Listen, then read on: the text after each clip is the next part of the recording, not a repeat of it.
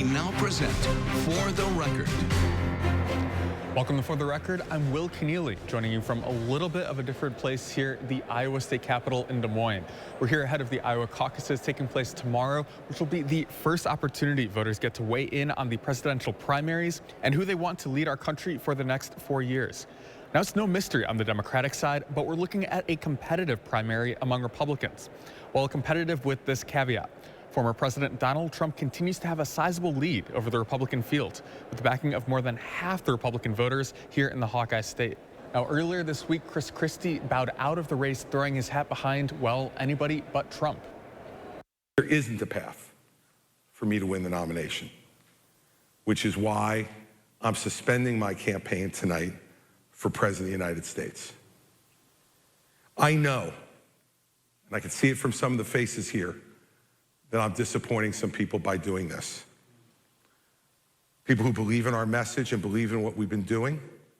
I also know, though, it's the right thing for me to do. Because I want to promise you this. I am going to make sure that in no way do I enable Donald Trump to ever be president of the United States again. And that's more important than my own personal ambition.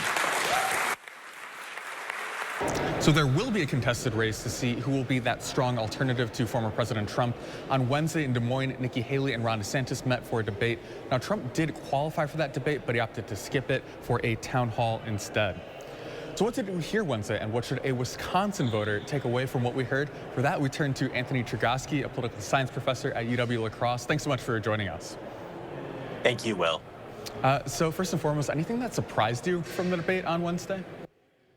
Just how intensely Ron DeSantis and Nikki Haley went after one another. Viewers might watch that debate and get the impression that DeSantis and Haley are the frontrunners and that they were desperately trying to gain those last-minute undecided voters to get across the finish line in Iowa. But as we know, that's not the case. Donald Trump is way ahead both nationally and in the state of Iowa. So it was curious that DeSantis and Haley really emptied out the opposition research file on one another. They went after each other much more than they went after the clear frontrunner in the race, former President Trump. That really stood out to me as I was going back and forth between the split screen of Donald Trump having his town hall meeting with Fox News, a very friendly audience. And then on the other side of the split screen, Ron DeSantis and Nikki Haley really going after one another as we head towards the Iowa caucuses. So I've been looking at 538 kind of aggregate of Iowa polls. It shows, as you mentioned, Trump far and away in the lead. Haley and DeSantis kind of duking it out in the teens. Was there a clear person emerging from the debate on Wednesday that would be that kind of second place finish behind Trump at all? Certainly, Nikki Haley benefits from Chris Christie dropping out of the race. Chris Christie had gone all in on New Hampshire, which is the second contest in the Republican nomination process after the Iowa caucuses. And Nikki Haley and Chris Christie seem to be more or less competing over the same pool of voters. So Christie's exit from the race would seem to benefit Haley. But if we get a muddled picture out of the Iowa results, if it's unclear if Haley or DeSantis has any momentum, if it's a bit of a wash when we look at that contest for second place, then that doesn't really benefit either of them. It prolongs the process of trying to become that alternative to Donald Trump. So right now, the state of the race is pretty clear. Donald Trump is the overwhelming favorite to become the nominee. DeSantis and Haley have competing theories for how they could become that alternative to Donald Trump. They're trying to make that happen. As they try to make that happen, they're going after one another.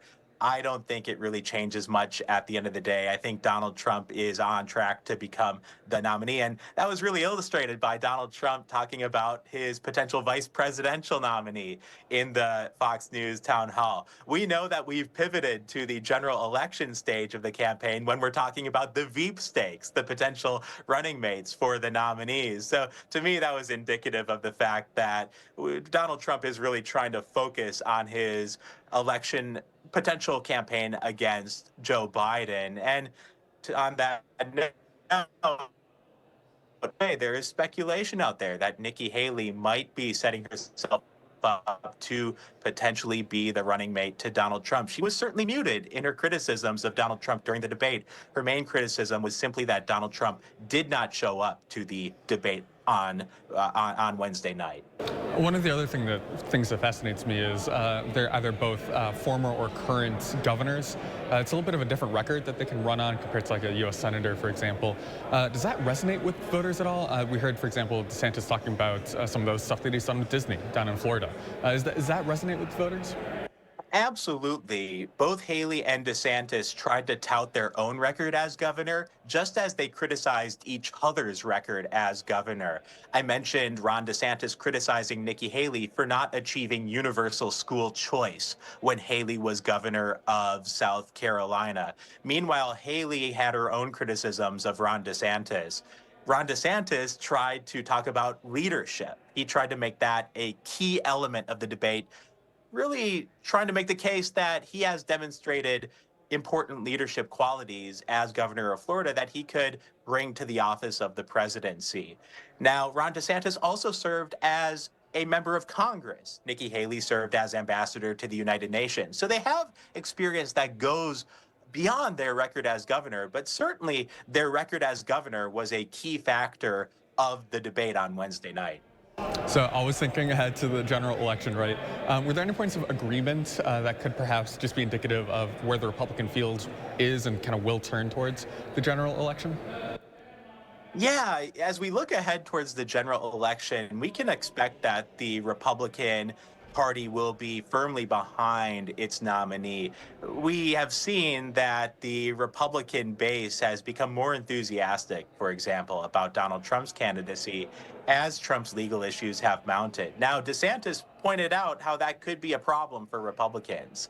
He expects that Donald Trump will not be given total immunity for the actions that Trump took as president. And DeSantis warned Republicans against the potential chaos that could result if Donald Trump is facing significant legal problems throughout the campaign. That is part of DeSantis's broader theory for why he should be the candidate and not Trump. As I mentioned, the more competent version of Trump seems to be DeSantis's brand. So as we go towards the campaign, we'll have to see if any of that really resonates with Republican voters. Right now, Republican voters seem pretty sold on the idea of Donald Trump being their standard bearer in 2024. If you'll stay with us for just a moment, we'll hear more from Professor Chergosky about what to expect with the Iowa caucuses. We'll be right back after this.